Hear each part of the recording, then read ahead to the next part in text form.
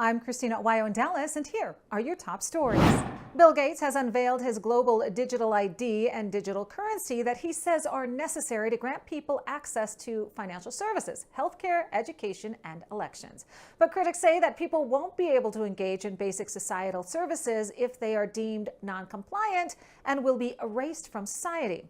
Gates asserts that once digital ID and currency are accepted by all, nothing can or will be done with traditional systems. However, many are warning about the system of digital control that will be managed by Gates, the UN, and the global elite to build what they call the model of the future, with a plan to merge banking, voting, medical, and vaccination records into one digital footprint. Britain has already introduced a mandatory digital ID. In China, people have to scan their faces to buy food or claim their pensions. That's what you need to know. In Dallas, China is tracking 1.4 billion people using AI, and the system they've built is more extreme than anything you've probably imagined. We're talking about a surveillance network so vast, so intelligent, that it can identify a single face in a crowd of millions in less than 3 seconds. This isn't science fiction. This is happening right now, powered by artificial intelligence that's rewriting the rules of what's possible. Let me show you exactly how they're doing it. The foundation of this entire system starts with something you probably didn't know existed. Picture this: 700 million cameras. You heard that right. 700 million AI-powered cameras watching every street, every subway station, every public space across China. They call it Skynet, and yes, they named it after the artificial intelligence system from Terminator. But here's where it gets unsettling. That's roughly 1 camera for every 2 people in the entire country. In major cities, like Beijing and Shanghai, the ratio is even tighter. 1 camera for every person. Imagine walking down your street and knowing that at any given moment, at least 3 or 4 cameras have you in their view. These aren't your typical security cameras either. Each one is connected to a neural network that's constantly learning, constantly analyzing. They're equipped with facial recognition software that can process your features in real time. Your face becomes data the moment you step outside your door. The Sharp Eyes program took this even further. It integrated private security cameras, the ones outside shops and apartment buildings, into the same network. Suddenly, it wasn't just government cameras watching you. Every camera became part of the system. The coverage reached 99% in urban areas. But the cameras are just the beginning. What they can actually do with those images is where things get truly extreme. Here's what most people don't understand about China's facial recognition technology. It's not just identifying faces. It's identifying you from a database of 1.4 billion people in under 3 seconds. Think about that. Your unique face, pulled from more than 1 billion others, faster than you can blink twice. The AI doesn't need a perfect angle either. Tilted head, covered partially by a scarf, wearing sunglasses? The system adapts. It maps 30,000 points on your face, creating a mathematical signature that's uniquely yours. Even in a packed subway station with thousands of people rushing past, the AI tracks each individual face simultaneously. Today, in China, there are some 600 million surveillance cameras, 1 for every 2 citizens, able to track people's movements down to the minute. Every street corner, there's facial recognition, there's digital recognition, there's the social credit system. The social credit system is the sort of highest aspiration of the Chinese Communist Party, to have everything every human being does go into a computer system. And with AI and all sorts of other sophisticated programming, you can know exactly where a person is because he'll have bought something with a credit card or a digital payment system. His car will have gone down a highway. Every kilometer, there's a camera taking pictures of your license plate. They will know everything about everybody real time. This creates a kind of a techno-autocratic system that's unprecedented and with which we've had no experience. So the latest in this dystopian outrage that is now all of China, apparently, is I once again cannot buy food. A couple days ago, my uncle and my cousin helped me get a cell phone that is linked to a Chinese bank card so that I could buy anything. But now, apparently, it has been flagged for some reason, and I have to pass facial recognition identity verification, which is insane, because all I want to do is just spend my gift card balance on this debit card.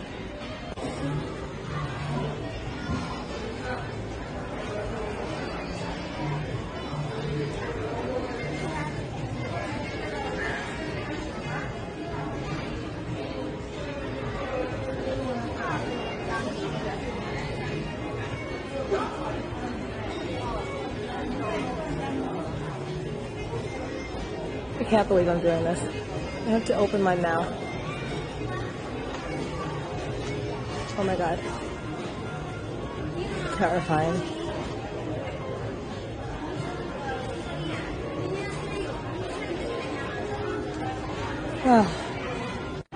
And of course, because it was my cousin who set this up for me, I did not pass verification.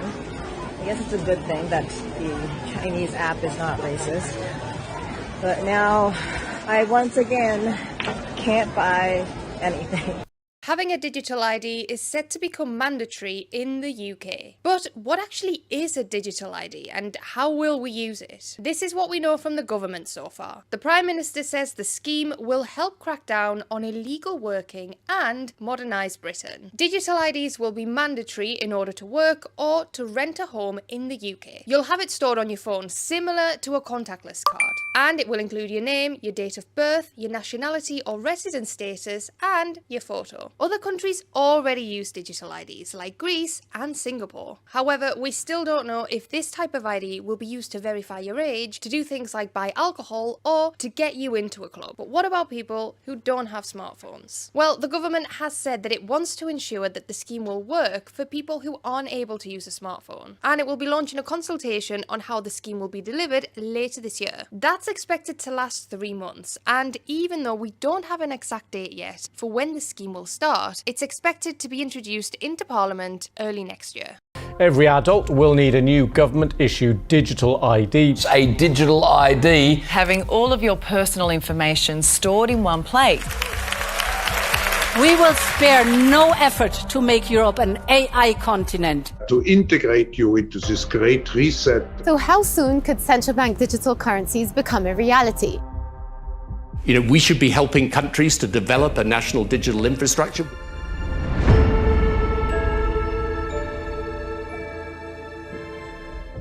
Imagine every purchase you make, every app you use, every place you visit, all contributing to a single digital profile, a personal digital identity.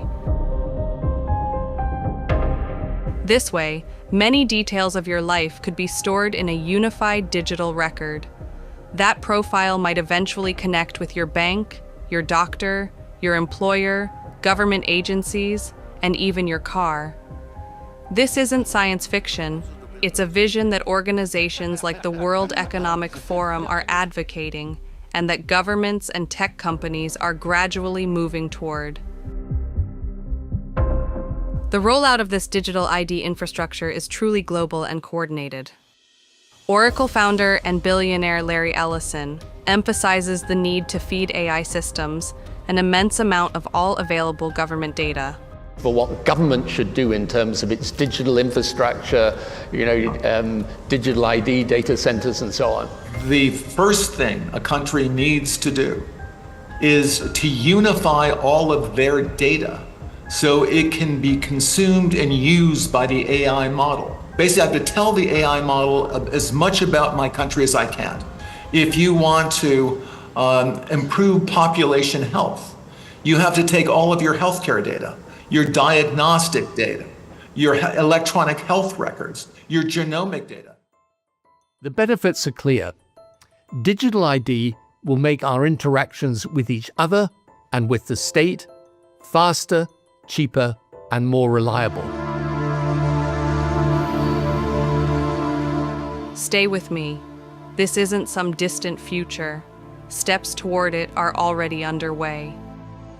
Facial recognition can now spot suspects in real time from live video, tracking organized criminals at borders, in public spaces, even helping find missing people. There are cameras on top of the van that scan everyone's faces as they walk past. Tony Blair is a technocrat. He believes basically that the people at the top need to decide everything themselves. And if you could have total control over everybody, everything would be wonderful. This is the Chinese model. Oracle co-founder Larry Ellison predicts AI surveillance will be part of our everyday lives in the future. Ellison said AI will soon play a major role in monitoring society through a vast network of interconnected cameras. The police will be on their best behavior because we're constantly watching and recording everything that's going on. Citizens will be on their best behavior because we're constantly recording and reporting everything that's going on.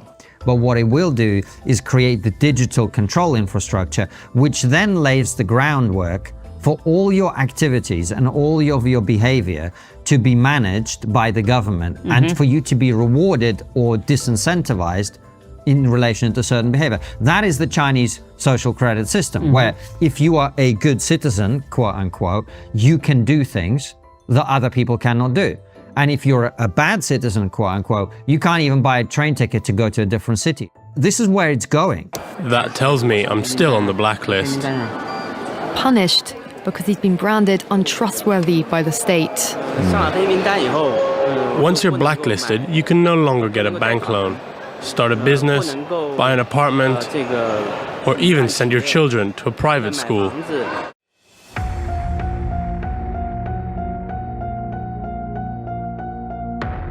To see this in action, look at China. Some pilot dystopian cities are evolving into highly monitored environments. Cameras track most of your movements, sensors follow patterns of behavior, and algorithms influence what people can buy, where they can travel, and even whom they interact with. If you thought the way Facebook tracks you was scary, it's got nothing on the Chinese government. Chinese government insists it has a great reason for doing this. Here, in this Shanghai surveillance center, no resident goes unwatched. As a good citizen, I respect the rules of the road. If I didn't, I'd lose points on my social credit. It forces us to be well-behaved. It may seem scary, but it's just like that here. We're used to it, and anyway, we don't have a choice. But people with low scores lose rights. The cinema names and shames people considered untrustworthy, plastering their details, even their addresses, across big screens. All of this is presented as serving the greater good, saving the environment, reducing crime, and creating a more efficient society. What does a fully connected surveillance state really look like? These pilot cities have an all-seeing system with virtually no escape. Faces have become keys to access buildings and services. There's nowhere to hide, as everything is monitored. Smartphones, smart cars, smart buildings, all interconnected.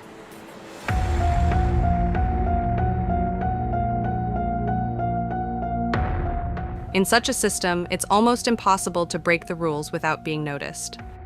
Already, millions have experienced some form of restricted access, often dictated by algorithmic assessments. This talk of centralized digital currency, that's what they have in China.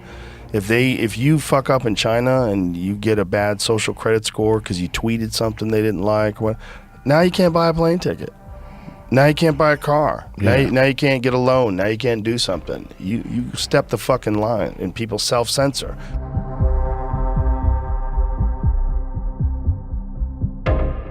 While this is unfolding thousands of miles away, similar developments are emerging in the West. Digital identity programs, surveillance grids, real-time tracking, complex databases, and carbon footprint systems. This is an ever-growing concern, as many of these initiatives are gradually moving from pilot projects into real-world implementation. We'll make a new free-of-charge digital ID mandatory for the right to work. Western countries are rapidly developing their own digital ID programs. The UK has announced a national digital ID scheme. We need to be really clear. You must have ID, mandatory digital ID, in order to work.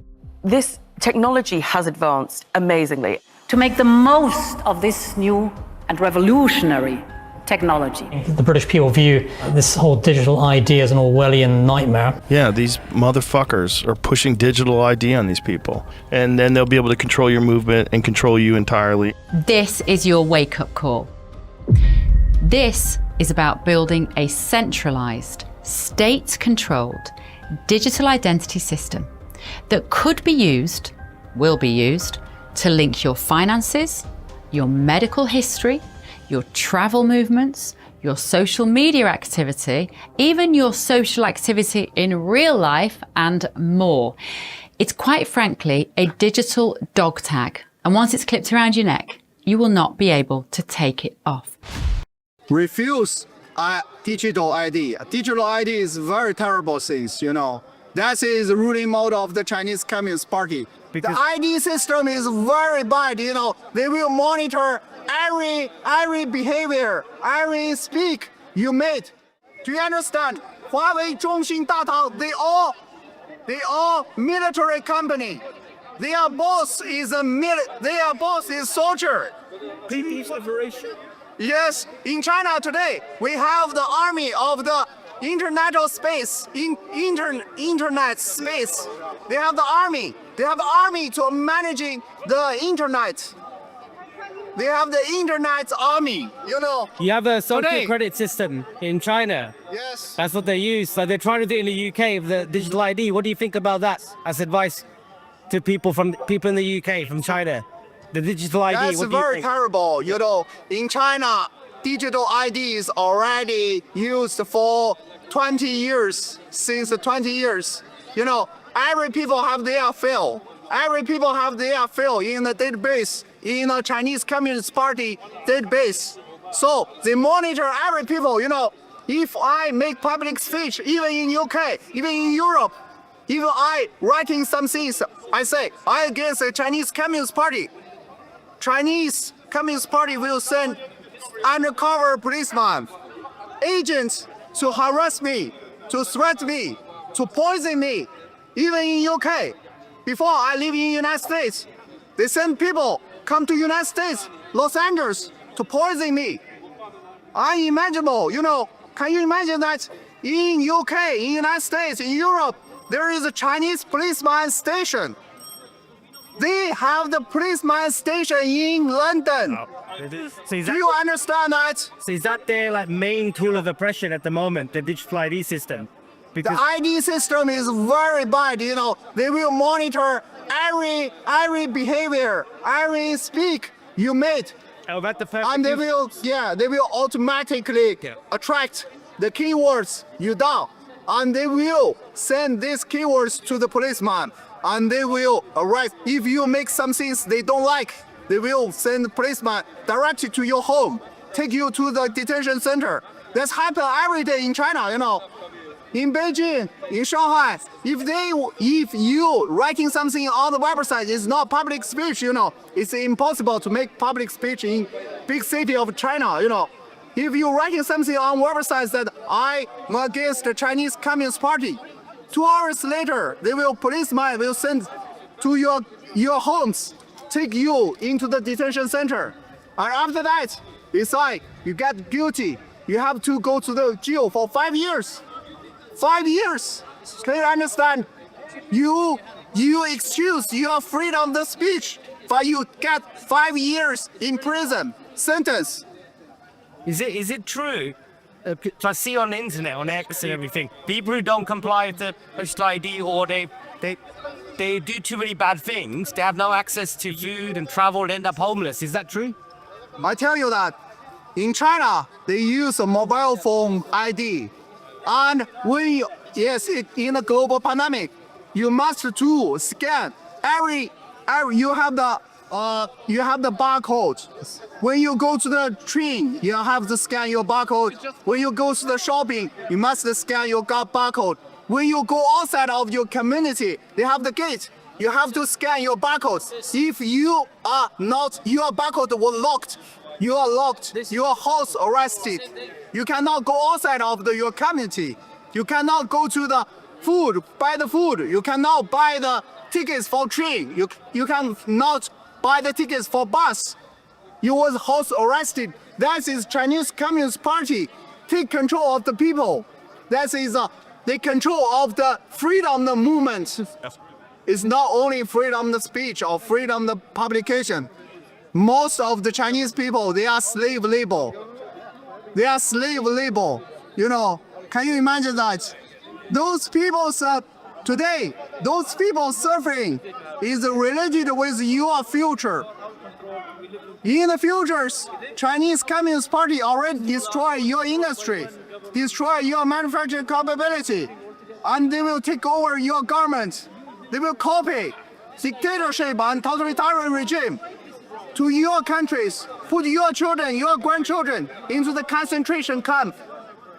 Put your children and grandchildren become slave labor for Chinese Communist Party. Slave labor.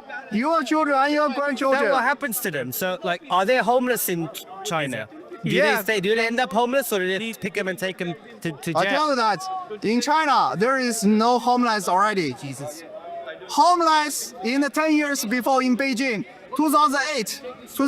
I know that I live in Beijing before 2008. But 2008, you know, China had the Olympic game, right? Do you remember that 2012 is the London Olympic game? 2008 is Beijing Olympic game. You know, before Olympic game, all the homeless was arrested and secretly put in the detention center. And Chinese Communist Party feed them poison food, make them die. So, because they think those homeless on the street is damaging their image of the Chinese Communist Party. They don't want the international visitors. They don't want the athletes coming from other countries to see there is so many homeless living in the street. But they don't pay them food. Yeah, they put those homeless into detention center, and they feed them poison food. They poison them and let them die. There is not China makes the homeless become rich. They never become rich. They go to hell. What would you say to people? What would you say to people in the West who are now being told that we're going to have digital ID, it's for your convenience and safety? What would you tell people to the West who think it's okay? I tell that refuse digital ID. Digital ID is very terrible things, you know. That is the ruling mode of the Chinese Communist Party. Your government was persuaded or effective, influenced by the Chinese Communist Party. They want to copy the totalitarian Western governments collaborating with the Chinese Communists. Yes, some, you know, in the past 40 years, your politicians make a big mistake. This made a big mistake, but they have to collaborate with the Chinese Communist Party. Why? Because your supply chain is already dependent on the Chinese Communist Party. Your bus, your clothes, your jeans, your phone, your telecommunication infrastructure, equipment, those sensor is made in China as well. Over 6 million people have already signed up for something that could fundamentally change how the internet works forever. We're talking about China's brand new virtual ID system launching this July. The government calls it a digital shield to protect your privacy. But critics? They're calling it something far more sinister, an infrastructure of digital totalitarianism. One login for everything online sounds convenient, right? But what if that convenience comes at the cost of your digital freedom? Today, we're diving deep into China's most controversial tech policy that has experts worldwide sounding alarm bells. Let me break down exactly what China is rolling out. Starting July 15th, 2025, China launched a state-controlled national internet ID system that promises to revolutionize how people access the web. Think of it as a master key, one government-issued digital identity that unlocks every website, app, and online service you use. Here's how it works. Instead of creating separate accounts for WeChat, online banking, shopping sites, or social media, Chinese citizens can now use a single virtual ID. This ID comes in two forms: a series of letters and numbers, plus a digital certificate to verify your identity. The system operates through something called the National Network Identity Authentication Public Service Platform. basically a central hub that manages everything. The government's pitch sounds reasonable enough. Officials claim this will protect citizens' identity information and support the healthy and orderly development of the digital economy. They argue it reduces the risk of data breaches because companies won't need to store your personal information anymore. They'll just get a verification from the government platform.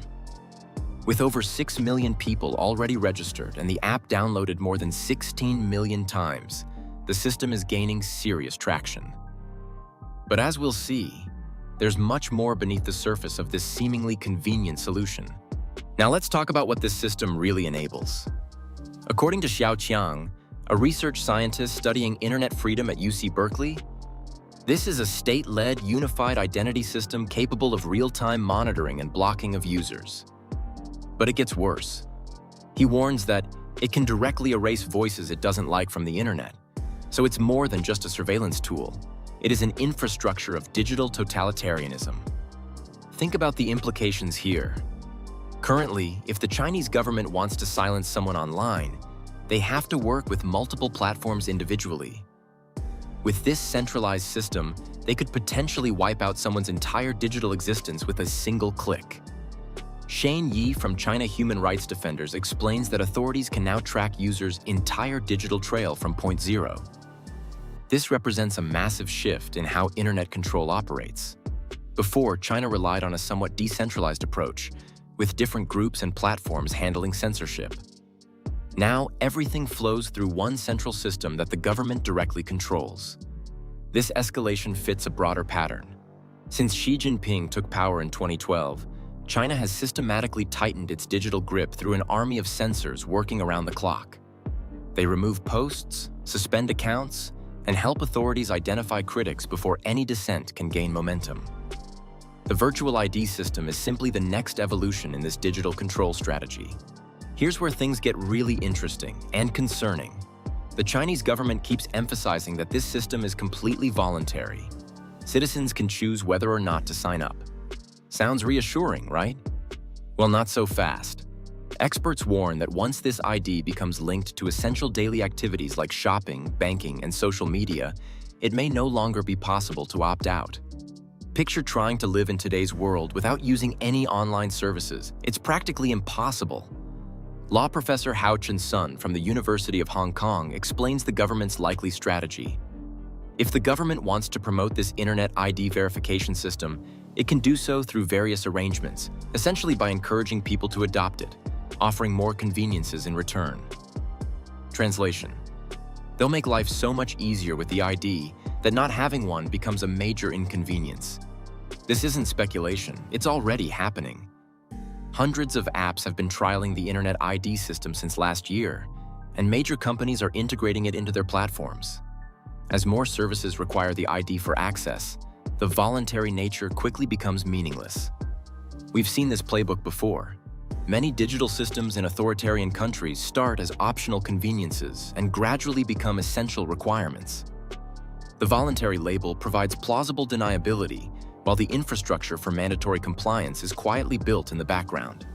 The international cybersecurity community is raising serious red flags about this system, and for good reason. As Professor Sun points out, a centralized nationwide platform inherently creates a single point of vulnerability, making it an attractive target for hackers or hostile foreign actors. This isn't theoretical. China has already experienced massive data breaches. In 2022, a police database containing personal information of nearly 1 billion Chinese citizens was leaked online. Now imagine that scale of breach, but with access to everyone's complete digital identity and online behavior patterns. The consequences would be catastrophic. What's equally troubling is how criticism of this system has been systematically silenced. When the system was first proposed in 2024, Professor Lao Dongyan posted on Weibo comparing it to installing a tracker on everyone. Her post was quickly removed, and her account was suspended. This pattern of suppressing dissent shows how sensitive the government is about public opposition to the system. The timing of criticism suppression is particularly telling. Experts note that authorities deliberately space out the time between proposals and implementation to allow critics to blow off steam. And by the time final rules were announced, almost no criticism could be found online. International observers worry this system could become a model for other authoritarian governments seeking similar digital control over their populations. This virtual ID system represents something much bigger than just a new way to log into websites. We're witnessing the construction of what could be the world's most sophisticated digital surveillance infrastructure, affecting over 1 billion internet users in China. The implications extend far beyond China's borders. As the world's second-largest economy and a major technology exporter, China's digital governance models often influence other countries. Authoritarian regimes worldwide are watching this experiment closely, potentially preparing to implement similar systems in their own territories. The system essentially gives the government a single dashboard to monitor all online activities instead of moderating each site separately. This centralized approach to digital control represents a fundamental shift in how governments can interact with and control their citizens' online lives. What makes this particularly concerning is how it's being marketed. State media describes the ID as a bulletproof vest for personal information, focusing on security benefits while downplaying surveillance capabilities. This messaging strategy could make similar systems more palatable to populations in other countries. The broader trend we're seeing is the normalization of trading digital freedom for convenience and security. As more people accept these trade-offs, the boundary between legitimate security measures and authoritarian control becomes increasingly blurred. As experts warn, we're entering a new phase where the line between convenience and control may vanish entirely. The question isn't just what this means for China, it's what precedent this sets for digital rights globally. This story is far from over, and its implications reach every corner of our connected world. Digital rights aren't just a Chinese issue, they affect all of us in this interconnected age. I want to hear your thoughts. Where do you draw the line between security and privacy? How much convenience would you trade for digital freedom?